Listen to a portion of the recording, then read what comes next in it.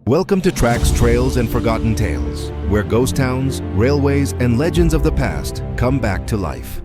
Hey everybody, welcome back to Tracks, Trails, and Forgotten Tales. We're your hosts. I'm Dan. And I'm Karn. And we've got something amazing for you today. A little piece of history in the Okanagan. Yeah, today we are sharing a real story with you. We are taking you to a small 5-acre island on Okanagan Lake that has a very bizarre history. So stick with us while we tell you the story. We found out about this a few years back, and we've been wanting to go and check out this island for quite a few years. And last year we finally got the chance. Yeah, it was actually a really fun time. We paddled across the lake in our kayaks. Okay, so we have these 12-foot fishing kayaks. They're pretty sturdy. And we decided to take this trek, which we thought was only going to be about a kilometer and a half, turned out to be a little longer than that. It's 3 to 4 kilometers across the lake. The only way to get to this island is by boat. Yeah. So yeah, we it's an island. There you go. So we packed up our kayaks. We threw some dry bags in there with a tent, and we were going to paddle across and spend the night on a beach, and then also check out Rattlesnake Island. The paddle across was pretty cool. It was so nice in the morning. Our daughter dropped us off. We got there bright and early. We wanted to get there early. Okanagan Lake can be really busy with boats. We were going across in kayaks. And it was a nice sunny day. And that's one of the reasons it took us so long, because the wind really picks up in that area sometimes. And this was supposed to be a beautiful day. Well, guess what? Wind picked up.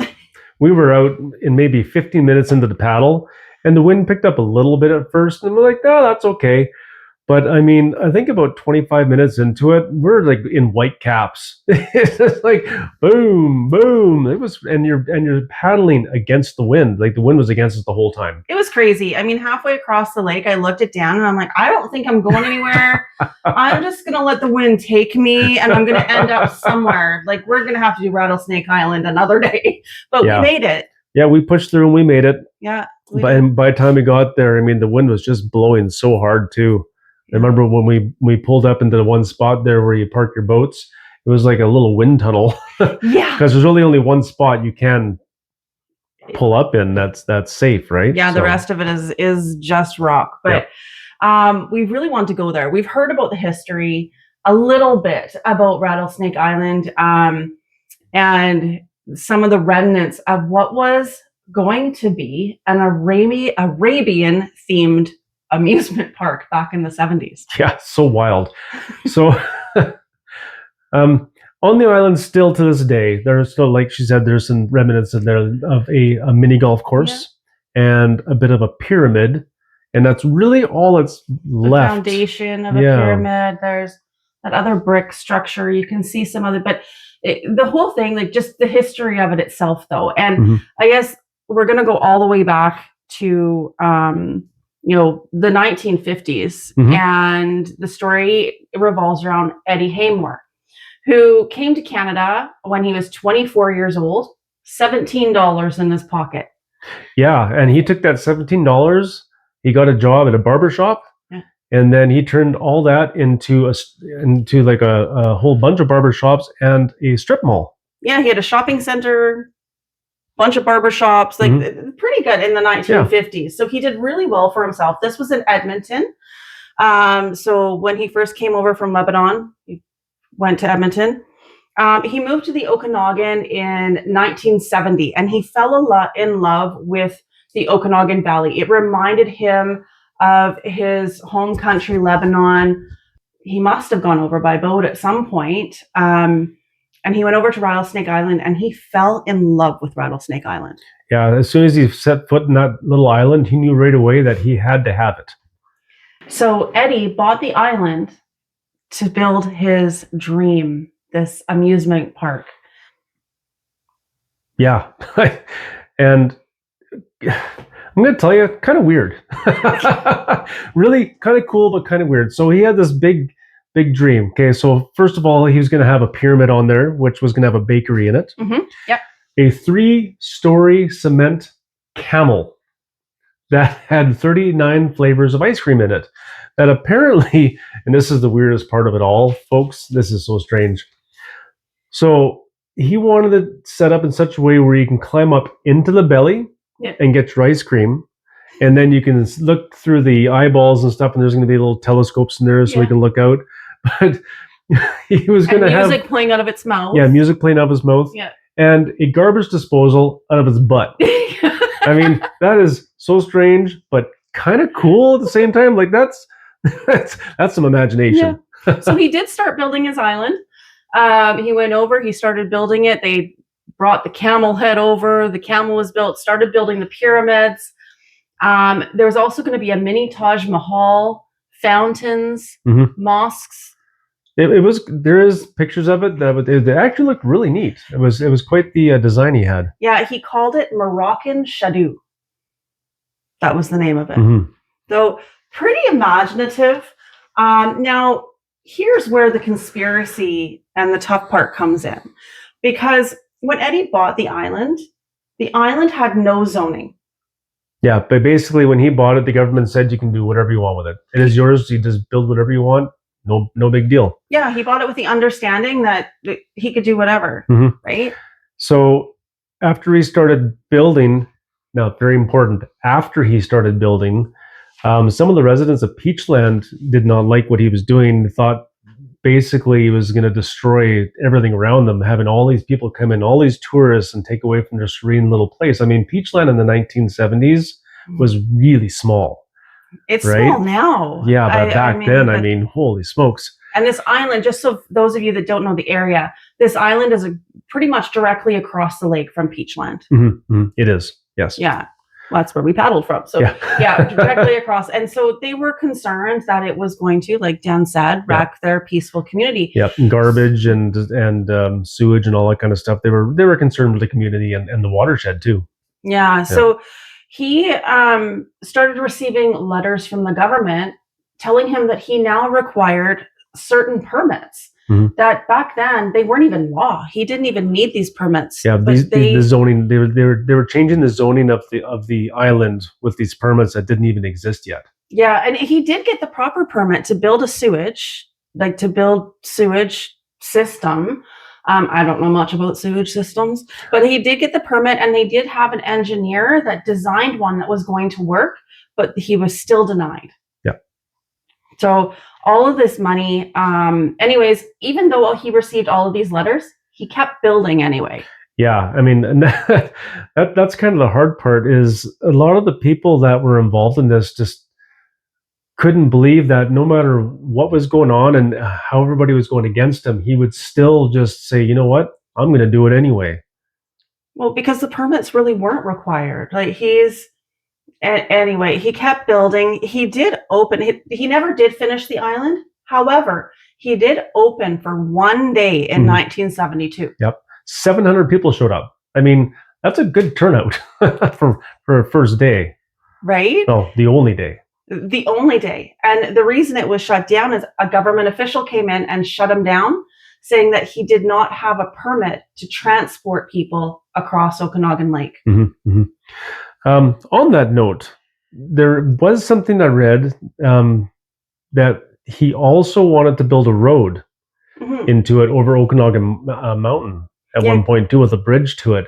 Now, I couldn't find anything else on that. I don't know how true that is or how much there is to back that up. Well, if you look at the one picture and the one video that we were watching from, I think it was the Fifth Estate, and that one where Eddie speaks in it, and he talks about how much he loved that island and he was very passionate about it. He sure was. But there was also a drawing and a mock-up of what the island was going to look like, and it looked like there was a bridge coming over. It's a narrow little waterway between the island and Okanagan Mountain Park that they were going to build. Probably only 150 meters or 200 meters. Yeah. So two ways to get the island, I guess. It's a 12-kilometer hike to get down to. Yeah, nobody was doing that. We weren't doing that. Anyways, so they shut him down. He was open for one day. Yep. And after that, by 1973, the island was basically abandoned. And I mean, they changed the zoning though too. So, like I said, when they bought the island, it was zoned. It wasn't zoned, and then the local government changed the zoning to, what was it? Forestry and grazing. Okay, so if you're from the Okanagan and you can't grow anything on Rattlesnake Island. There is no trees on Rattlesnake Island. It's all There's sagebrush. no grass. It's just sagebrush. There's no way nothing's going to graze on there. Are you going to put a cow on there? Like, I don't think you can even plant a tree and grow a tree on Rattlesnake Island. It's just a rock. So I don't know what's going to graze on a 5-acre island that is desert-like. But anyways, they changed the zoning to that. After he bought the island. Yes, that was back in 1972. Yeah. They tried everything they could to stop this island, and they finally succeeded. And I think it was on the Fifth Estate that we watched too, and it was the mayor of Peachland at the time, Harold Thwaite. Yes. Thwaite. And like he said, he goes, I don't see what the island's across the lake. How is that going to affect Peachland? He said Eddie was just ahead of his time. Because you got to go back to 1972 and Kelowna, way back when. This was before any of those other amusement parks were built, like the McDonald's farm. None of these are around anymore. There was even the wildlife farm, or I don't know what it was. Oh, we had like rhinoceroses and all kinds of stuff here. The game farm. Yeah. Really? I didn't know that. Yeah. I can't remember what it was called, but there was like lions and all kinds of stuff. No kidding. Yeah. I'll have to look that up. Oh, it's because you're up north and you didn't live here. I live near Kelowna. But anyways, the Flintstone Park was another one. But this was way before any of those even opened. So he was way ahead of his time.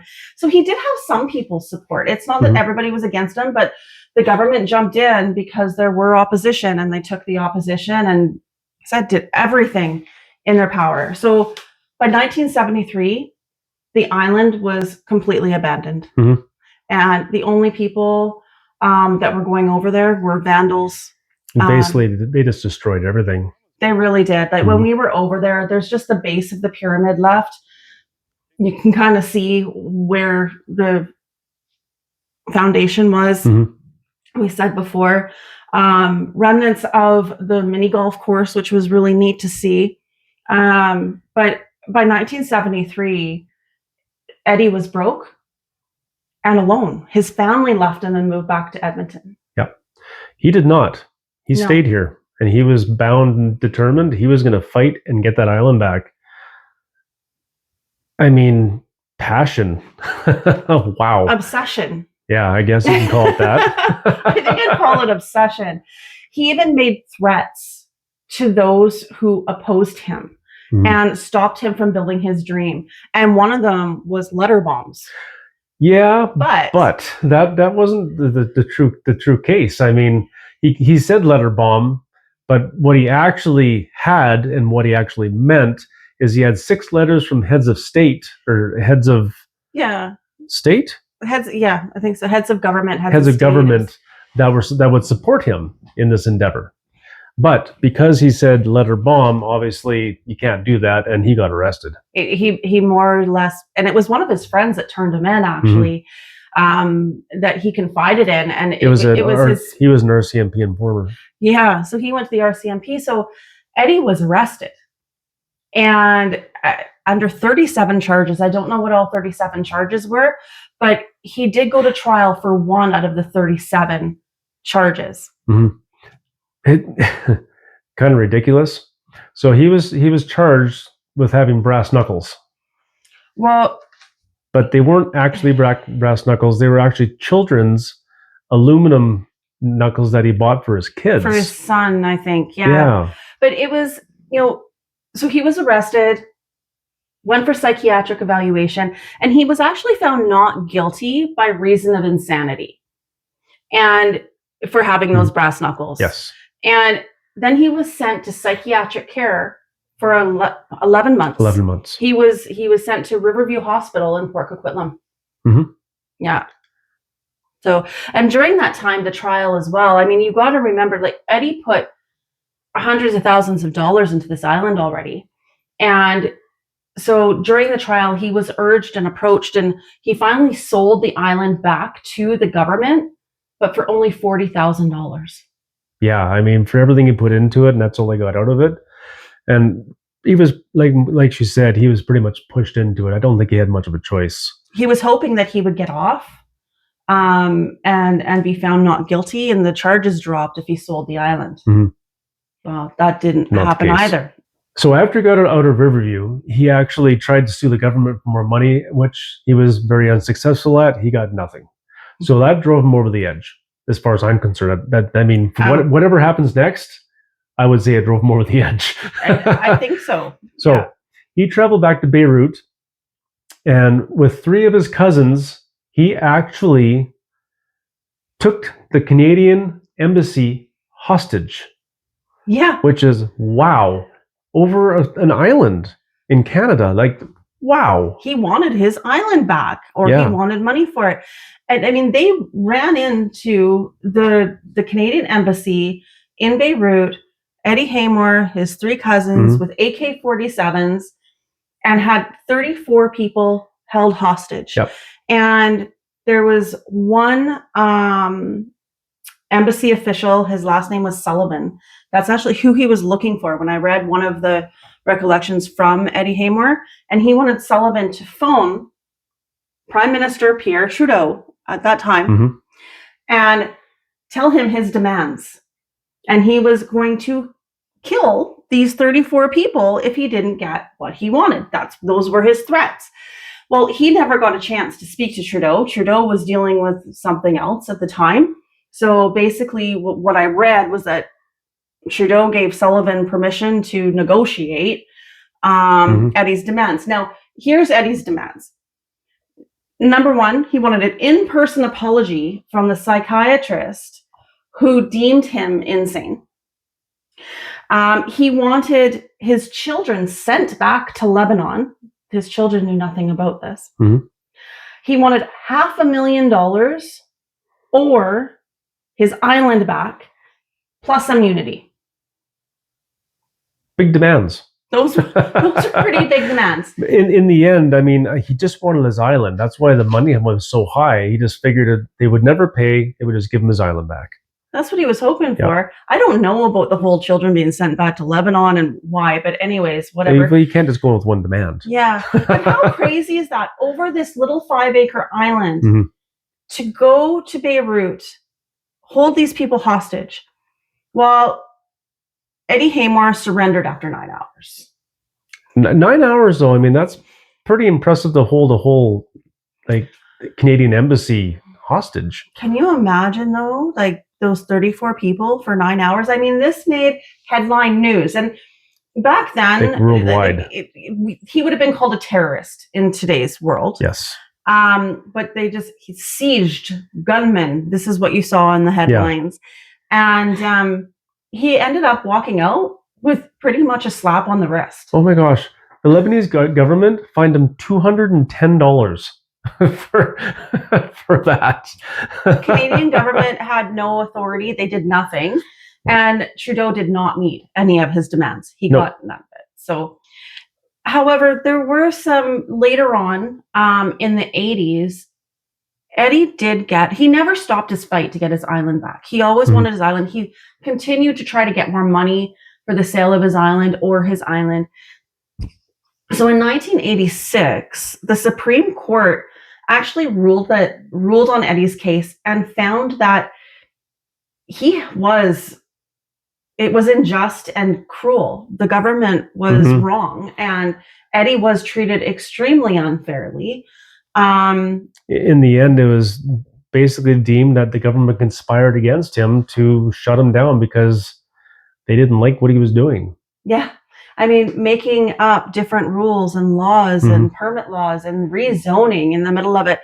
So the BC government was ordered to pay Eddie. Now, I think it's $250,000. We've read 2 different articles, and there's been 2 different numbers. One was for $400,000, one was for $250,000. I've read multiple that said $250,000. Yeah, so we're going to think the $250,000 mark is the one. That was in 1986. So there was a bit of a happy ending for Eddie, but you've got to remember, all this stuff happened between 1971 and, well, even before that, he started building in 1970. Yeah.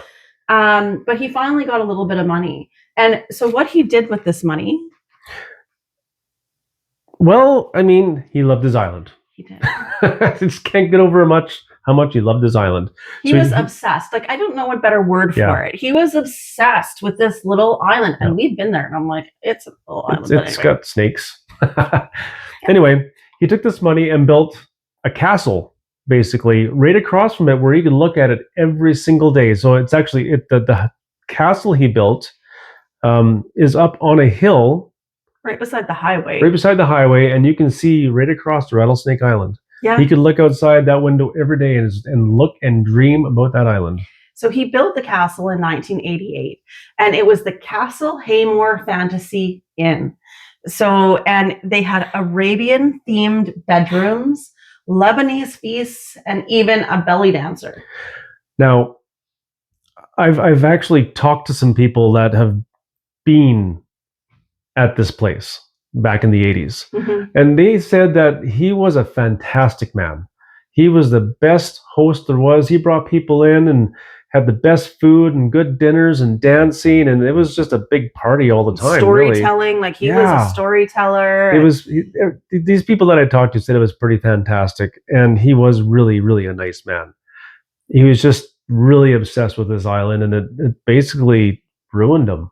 Yeah, it was. It really did. It's too bad, and the castle now is still there today. Mm-hmm. We drive by it quite often when we head out that way. It's really run down. Yeah. Well, back in I don't know when Eddie Haymour lost that castle or sold the castle. He ended up going back to Edmonton. But in 2018. The city of Peachland bought it back. Well, when I say bought, the people that had it before didn't pay the land taxes for 3 years, so I'm pretty sure they just took it back. And then after that, I don't know who owns it now, but basically it's pretty dilapidated, and I don't know if anybody lives in it now. I don't know if they do. Because I know for a while it was an Airbnb at some point. Because it was built as an inn. Like it was built, they had 24 rooms with little Juliet balconies, all themed. I think they were one bedroom. I don't know. With stairs going up and a turret and all this kind of stuff. Anyways, kind of neat. It's sad to see it dilapidated. Yes. I also heard from somebody that he built a great big statue of himself on the property, on the castle. Yes. With him pointing at his island. Yes, yeah. That was there. It is not there anymore. Okay. But there is a picture online of him standing beside that. It's a big statue. Like, obsessed. Yeah, so, I mean, amazing story. We were so happy that we finally got over there. It was really cool to explore and see the remnants of the mini golf course, even though it was such a hard paddle across the lake. After we left there, we went over. We had an amazing night camping right on the beach on Okanagan Lake at Buchan. Yeah, that was great. Buchan The Beach. wind died down. It was a beautiful evening. Yeah, it was wonderful. But the biggest highlight was just seeing the island, because this story is surreal. So it's when we first heard the story, I really couldn't believe it. Like, wow. Yeah, that's crazy. But great story for sure. Yeah, it was a really great story, and I hope you enjoyed it. Thank you so much for joining us today to listen to this story about this tiny little island on Okanagan Lake with a bizarre history. Very bizarre. So we're going to wrap this episode up now. If you are listening to this episode on Spotify, Apple Podcasts, or any other platform like that, it'd be great if you can go down and give us a 5-star rating, because that really helps push out the show. And if you're watching on YouTube, please go down, hit the subscribe button and the little bell button, and give us a like, and maybe even a comment would be fantastic. Everything you do like that helps everything push out and gets us out further. So if you like stories like this and want to see more, that really helps. Yeah, we really, really appreciate it. We love finding out these stories. I love researching these stories and being able to share them with all of you. Absolutely. And make sure you tune in 2 weeks, because we have interviewed our very first special guest. Yes, that was very excellent. I'm not going to say anything about that. You'll have to find out for yourself. But I can tell you, it's going to be a good one. It really is. Yeah, it's going to be a good one. So thanks again for joining. So we'll catch you in the next one, where we share more lost places, hidden trails, and real stories. From hidden trails to forgotten ghost towns, every path holds a story. Join Dan and Carm on Tracks, Trails, and Forgotten Tales, where history meets adventure. Now streaming on Spotify, Audible, and wherever you listen to your podcasts.